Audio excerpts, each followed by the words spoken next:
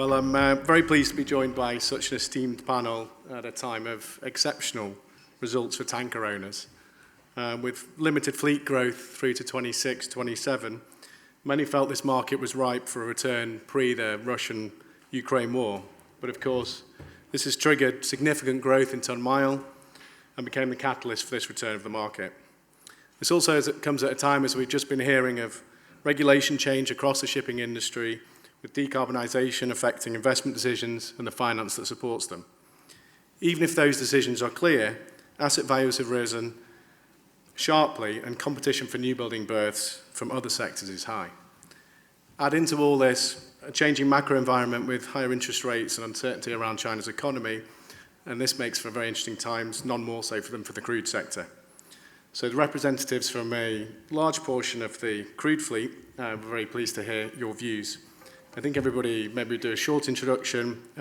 Brian Gallagher, Executive Committee member of Euronav, Lars Barstad, CEO of Frontline, Pankaj Khanna, CEO of Heidmar, and Jeff Pribor, CFO of International Seaways.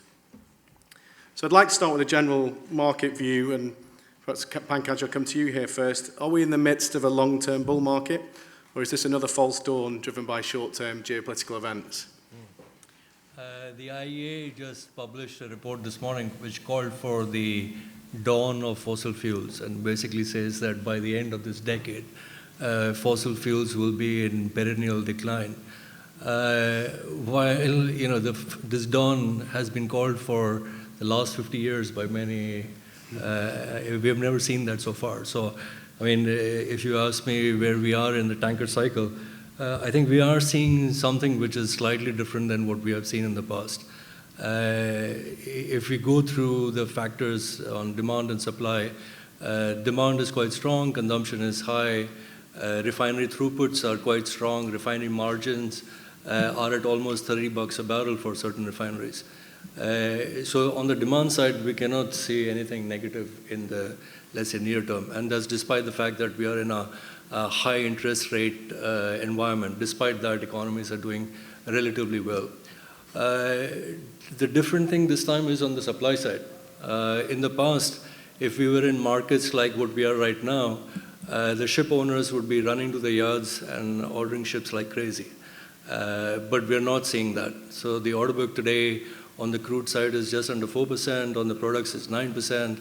Overall, it's about 7%-ish. Fleet growth this year is only 1.7%, so probably at the record low in the recent history. So supply side as well is not a huge concern, especially in an environment where yard prices are very high. If you go to a yard today, you probably get a VLCC in 2026 for maybe 125, 130 million. The uncertainty about that is, of course, the fuel. Just based on the prior discussion, what do you go for? Do you go for dual fuel with gas? Do you go for methanol? So there's a lot of uncertainty about that. And so therefore, again, we don't see whole-scale ordering. It's very unusual where we have a VLCC order book of only 18 vessels. We have about 4 vessels left for delivery this year, and I count only 1 vessel for 2024. When I don't remember a year in my career when we had 1 VLCC coming in a year. So I think from a demand-supply standpoint, we are in a very strong position. We see markets which can be sustained, at least for the couple of years. Add to that what has happened with the ton-mile distance, with the war, but also new trades such as Guyana coming up, where we see an increase in ton-mile on crude and products. That adds again to the demand side. Not even talking about the shadow fleet, the ghost fleet, and et cetera, how those ships could be marginalized. So I think what we really need in the market now is sentiment. We're coming into the winter months, and I see that if the winter is normal, not even a very cold winter, but a normal winter, I think we will get the sentiment to push the markets back up to historical highs. Lars, coming to you here, do you feel that this $90 oil and we hear noise of Saudi Arabia aiming for $100 oil, what effect do you think that has on building this sentiment through the fourth quarter, and especially given consideration to price cap at the moment? Well, I think kind of the biggest challenge we have in this equation is that we apparently have north of $100 million barrels per day of demand. We have, 1 million barrels per day plus kind of lower output from OPEC. We have Russia struggling on exports, and we actually don't have a higher oil price. So I think that's kind of a little bit of a worrying part of this equation. But just circling back to the previous comments here, I think people fail to recognize that the current order book on tankers is at levels we saw last in 1996. I wasn't even in the tanker market at that time. Whilst oil demand has obviously grown substantially since that time. So unless we see oil demand kind of fall off a cliff over the next 5-6 years, we have actually good visibility to transportation of oil being a kind of a scarce commodity going forward. So that's to the longevity of this market. I think it's tremendously bullish, and I struggle to see what can kind of trip this story where we are now. Brian, Jeff, you tend to agree? Thanks, Jeff. Yeah, absolutely. I think the fundamentals that Lars pointed to there are very, very encouraging. They're very structural, and I think it's reflected in what we've seen year to date, in that we've had counter-seasonal rallies both in March and also in June, which reflect the tightness of the market. We're seeing good activity in the time charter market, which we reflected last week, and there's ongoing discussions there. It just feels just very, very positive setup. And on the lines we all want, I think, to investors to start looking up. Rather than looking to try and time this tactically on a year-by-year basis, we feel this is a lot of parallels with 2004 to 2008 as a tanker cycle. And it alludes to what Lars said there in terms of some of the dynamics and data points being, you have to go back 30 years or more to find a similar sort of background. So yes, it feels that there's a very positive setup. I know short term, everyone's waiting for this winter rally to start, but we're in very, very good shape. I'll just, the last word then is, I know we're on the crude tanker panel, but as Lars knows, having some product tankers too, they're doing quite well. So the point of that is the market is finally balanced, and there's every indication that the temporary drop to not very bad levels in the bigger crude is just that, temporary. So the market's finally balanced, and there's no reason not to get on board with the sentiment I've heard from everybody else. I think kind of to add to the longevity here, I think kind of the previous panel, kind of underpinned that there is no easy answer here. And, we're all kind of trying to act responsibly on behalf of our shareholders, and we simply cannot risk their shareholders' money on kind of that kind of uncertainty going forward. Hence, you are reluctant to build anything going forward. I guess that comes nicely onto my next point. Shipping, obviously, as we've heard in many panels today, is very much in the spotlight when it comes to emissions, and then obviously creating an increasingly regulated burden on the owners. Brian, is this focus on shipping's carbon footprint misplaced when it remains, frankly, the most efficient form of transportation? Or do you see alternative fuels, and the conversation we've just heard with Martin and Nikolas creating a pathway to these IMO targets? No, it's a good question. It's a very, very sort of arresting topic, but our view would be very simple in that what you've got is that, as you say, shipping's got a natural advantage. It's 40 times more efficient than road transportation, 85 times more efficient in terms of emissions than air transportation. We shouldn't lose that opportunity. All of us are doing lots of initiatives. The shipping industry, and as Martin and Chris said, are doing an awful lot of work in terms of the initiatives that are coming through. We can do a lot of work between now and 2030. We're all going to reduce our emissions by 40% in terms of our carbon intensity. The Poseidon Principles are a big backbone to that. But after that, you really need some heavy lifting. I like Chris's phrase earlier with regard to it's got to be a team sport. It has to be a collaborative responsibility then, and that's what shipping needs to prove between now and 2030, we believe. We have our own net zero approach for 18 months now, to be net zero by 2050, if not before. And I think that's the point. We need to prove ourselves in order to get a seat at that table and then have that collaboration because it's absolutely, as both the previous panelists said, it's a huge capital investment program that's required. But shipping can prove it's worth its seat at the table in doing what it can do between now and 2030. Is it going to be teamwork, or we see EU ETS, Fuel EU Maritime coming in? Is this teamwork, or is this going to be a forced approach onto the owners in form of taxation? Probably a bit of both, I think. But I think in some respects, chartering organisation, if you like, reflections of having time charters which will have either duration or inbuilt emissions element to it. Emissions are going to become part of the conversation rather than just dollars, in our view. And that's where it becomes a collaboration, because the dollars will count in the end. So I think it will do. It just needs to have that penny to drop with everybody. But it's beginning to happen, and it's encouraging. We've got things like the University of London last week saying that the IMO approach will deliver net zero by 2050. So we have the framework in place. It's about us, if you like, filling in the colours.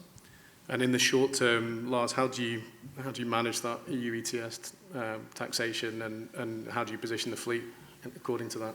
Well, the most important part for us is that, as ship owners, we're merely transporters of goods, which is going to end up with end users. And then obviously the cost of carrying that should end up with end users as well. So, we need to manage, obviously, the data, our emissions data. We need to market our ships kind of based on, the respective kind of emission reduction we can offer to transporters. Now I think it's over to kind of our clients to potentially kind of figure out how they're going to pick up the bill, because it's not the owners that can kind of subsidize the EU ETS going forward. And regretfully, what we've seen so far is that kind of predominantly our clients, the guys that actually do our day-to-day business with, are not particularly interested in paying for anything that's emission reduction, reduces emissions in any way. It's a bit like you guys going into a cab here in London. Do you really pay more for the electrical cab rather than the petrol cab? Well, most of you probably don't.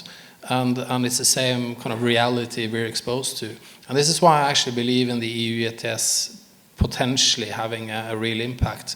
Because if the owners can actually transfer the cost, it's going to, put a real focus on the offering, a kind of conscious owner has to his clients. I think we will get into a situation where we will have a multi-tier market. We operate ships which are brand new, 1-year-old, to ships that are in their teens. And the ETS will have a real impact in pricing those vessels. So transportation will be priced basis how those vessels perform in terms of their fuel consumption. At this point, a charterer does not care about what the fuel consumption is on board the vessel unless it's on a time charter to him.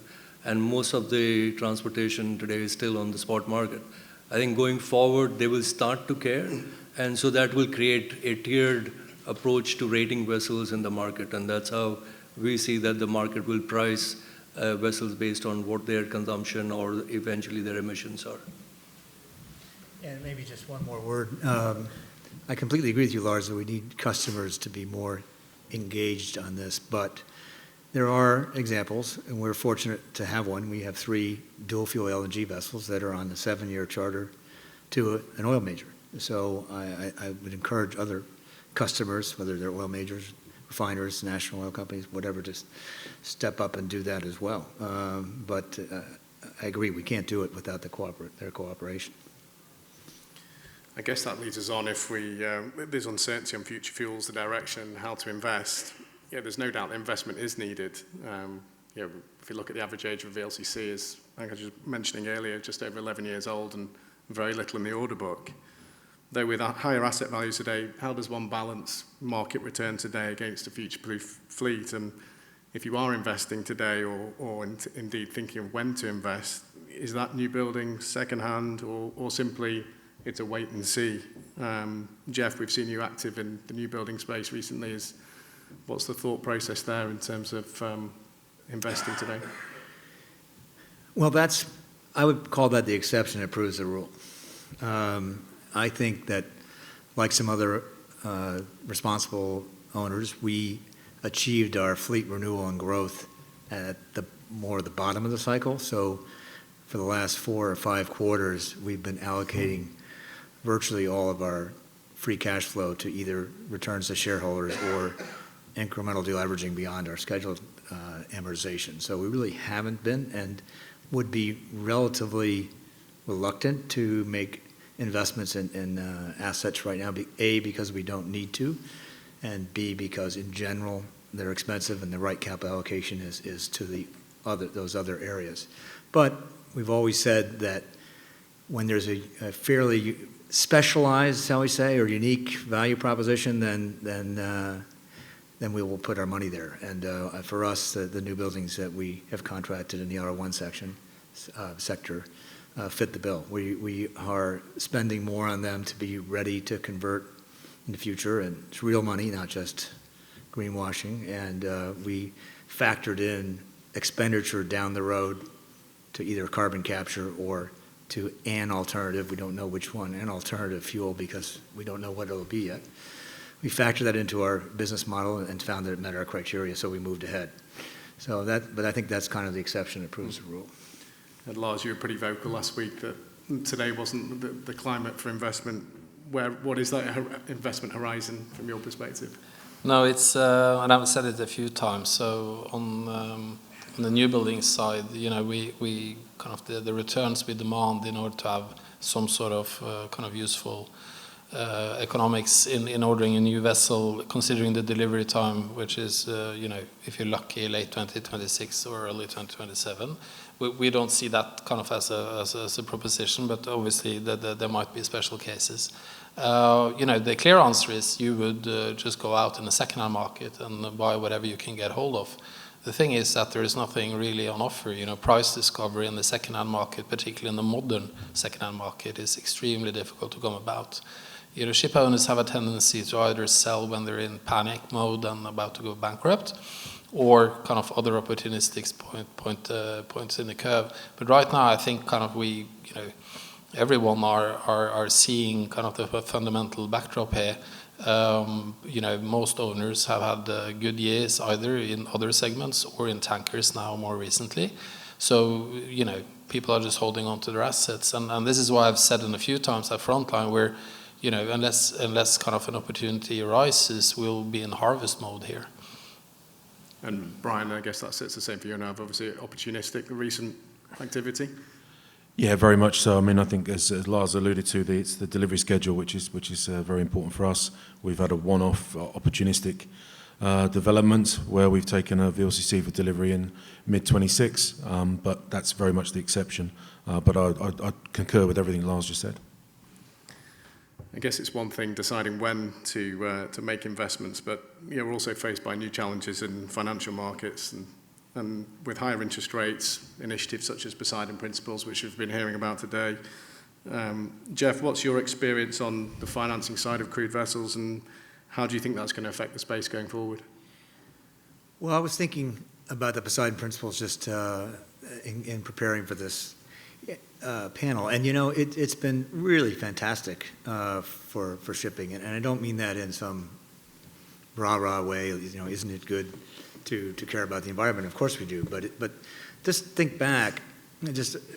I'm sure most of the people in the room will remember that they came in. I don't know if it was 2018 or 2019, but I remember at one of these conferences, and one in New York and here, and then the Global Maritime Forum is being talked about, and I said, gee, that sounds great, reducing emissions along the trajectory of the Paris Accords, and how do I get in? And all the banks said, well, you don't. It's for us, not for you, right? So it was a bank thing. I'm like, what does that make any sense? I mean, what?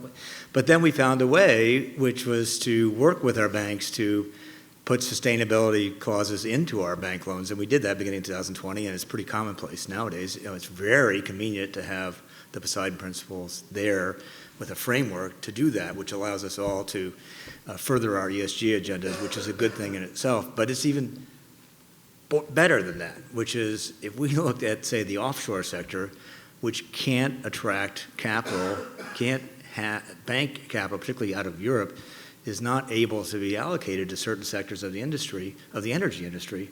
Whereas we are very fortunate, whether it's Euronav, Frontline, Heidmar ourselves, we're able to attract bank capital not just because we're running a good company, but in large part because the Poseidon Principles mean that these banks, especially European banks that have ESG agendas outside the shipping group, are still able to allocate capital to shipping.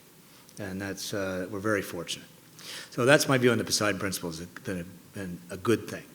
And my view on the interest rates, look, I was just thinking about, Lars, you said 1996, you weren't in shipping yet. That's when I started in shipping. So I was a generalist before that, but I got involved in shipping in 1996. So if I look at those 26, 27 years, maybe half of them have been in this low interest rate environment, but the first half were at interest rates very much like what we're seeing today, long rates of 4 or 5%. So shipping companies made money sometimes and didn't make money other times. There was a cycle. We were able to finance ships. So I don't see this slightly higher interest rate environment as something to, it is what it is. We're all going to pay it, but it's quote unquote normal. Fortunately for us also, spreads and margins are tight.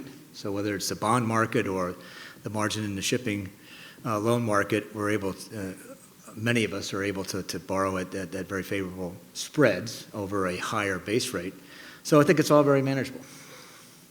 Pankaj, you're nodding along. Do you see this higher interest rates for a longer period? Is that skewing your strategy today in terms of attracting owners into the operating pools? Sorry, can you repeat the question? Do you see these higher interest rates for a longer period? Is that affecting your ability to attract owners into pools, etc.? Not directly. I mean, obviously, some owners come to pools because we provide monthly cash flow. That's provided by a facility that we have with Macquarie Bank, and obviously interest rates are high now. That affects cash flow. So, but at the same time, the markets being where they are, I think it supports the higher interest rates at this point. If tanker rates stay at low levels, then it starts to bite. And I think it also has an impact on the more longer term investment horizon rather than on the short term, on a day-to-day basis. On the pooling side, people make the decision to come to pools because, small owners, we talked about this on the earlier panel about all these changes coming up. We didn't talk over here about all these ESG regulations coming on. Small ship owners with 1, 2, 3 vessels cannot operate the same way as their panel members over here can. So that's where we have a role and people come to us for that. We're talking about the EU ETS scheme. You can imagine if you're a 2, 3 ship owner, to even set up an account to trade the EUAs and so on is difficult. And people are not prepared for that. Again, pools have a role where we provide a service where we'll be able to trade the EUAs for the owners. So the drivers for pooling are different than just the high interest rates. I think it's important also to note, and I know I said this way too much, but the thing is, the interest rate is obviously a cost we would love to transfer to our clients. It's a cost of running, it's a cost of owning, and the cost of supplying a service. And that brings us to we are in an inflationary environment. We've seen inflation hit on marginal building costs and so forth, on raw material to build ships and so forth, but we've yet to see that manifest itself properly in freight rates. But I'm pretty sure that will come. With the Poseidon Principles, do you, from a larger sort of company perspective, are you looking further east now? Is that affecting your decision making because of the ESG requirements? Do you see Asian finance filling a hole there, or are you very much in line with the Poseidon Principles? No, we're very much in line, and we're quite fortunate for running a very young fleet. So it's not really much to give, to be quite honest. We like sustainable linked financing, just for the reasons Jeff said as well. It's it opens up the door to conscious owners to get capital to invest, whilst it might be harder for others in the tanker space that might not have that same interest in mind. But it doesn't really affect our investment decision per se, but it's a financing offering that we like and we utilize. And Brian, you've been quite active in the leasing market, particularly in China. Is that purely on a economics basis? Or? A little bit of both. I mean, in terms of our sustainability financing, we're up to nearly 2/3 of our financing book is from sustainability features, along the lines of what both Lars and Jeff have said. It's moving more and more east, yes. I mean, the European banks, I think, have reduced their funding to shipping since 2010, according to ECOFIN, by more than half. So we're having to find different pockets. We face that challenge, and you have to sort of find new players. But as both the guys have said, the opportunity is there. You just have to prove your credentials. So presumably with more and more complication in this market, the opportunity for bigger companies to exploit economies of scale, a multifaceted approach to investment and finance, it would be remiss of me with this panel to not ask the question of whether consolidation is the key to a successful future of a tanker market. Lars, you've been quite active in this, so perhaps the audience would like to hear from you first. It's funny how consolidation always lands kind of in my end of every panel. You should see what he's scribbling down there. But But I think kind of Pankaj touched on it. You know, there is actually a lot of consolidations going on with a far more complicated regulatory world to live in. Also, as we move forward, it's going to be even tighter. We also, in the previous panel, discussed kind of future propulsion and technologies and so forth. And smaller owners, although they really want to be ship owners, it might not be feasible to do these investments themselves, and then they will go to pools. So pool is like kind of the consolidating party, kind of away from merger and acquisitions. When it comes to building large units and economies of scale, I think this was said when we were in discussions with Euronav as well. It's not necessarily to merge the two biggest kind of guys on the street that creates a lot of consolidation benefit to the market, but it's more kind of the smaller marginal owners. And we are in the shipping industry, and we cannot forget that. And the shipping industry is dominated by ship owners, and ship owners like to own their ships. They're not that they're kind of the population of non-listed smaller ship owners is far larger than the listed ones.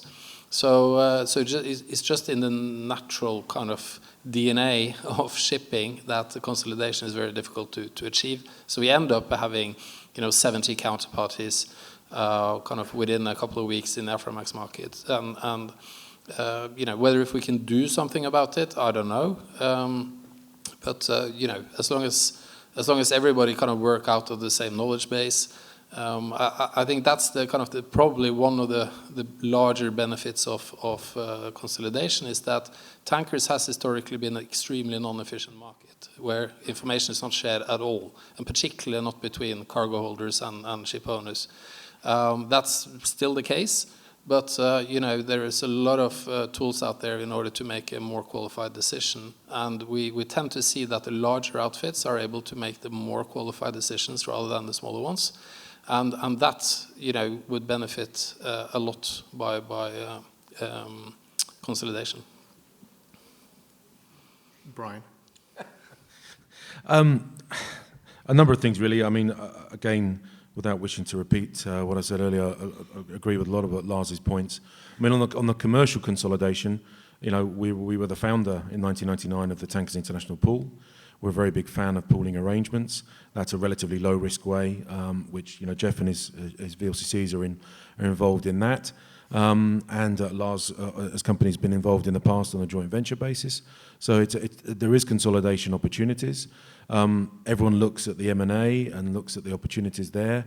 And of course, it makes a lot of exciting talk. If you look on an econometric model on the VLCC sector, if you have a complete monopoly of one company in charge of a market getting 10,000 points and a completely free market being 0 points, the VLCC sector scores 200 points. So it doesn't get more fragmented or free competition than the VLCC sector.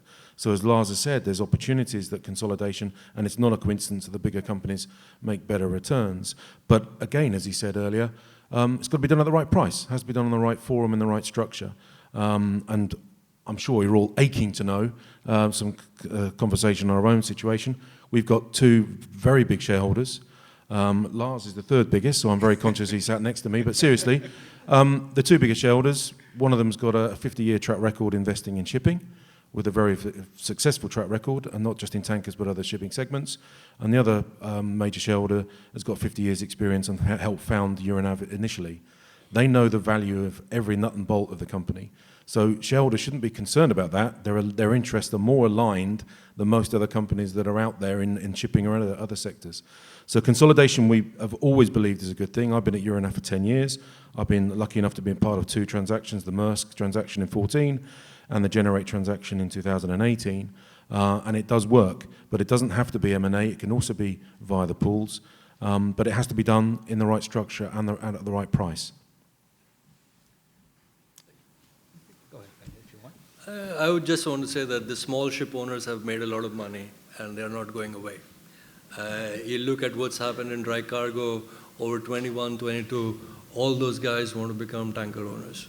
You look at the tanker owners, the amount of money that's been made in the last 18 months, they're not going away. So to create the consolidation, the efficiency, that will be done in a different way, because what you see at the top level with the large companies is a small fraction of the total market. The total market is still highly fragmented and it's likely to stay that way in terms of ownership. But in terms of operating, whether that be technical management or commercial management, that's where the consolidation is happening.